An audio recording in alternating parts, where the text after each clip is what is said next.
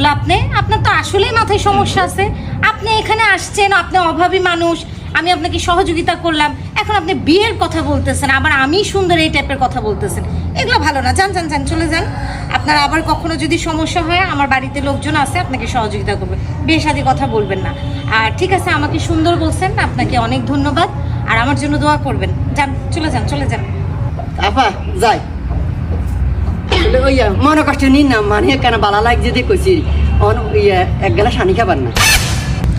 এই রোজিনা, এক গ্লাস পানি দাও তো ওনাকে। ঠিক আছে, আমি আপনাকে পানি দেওয়ার কথা বললাম, আপনি পানি খেয়ে তারপরে যাবেন।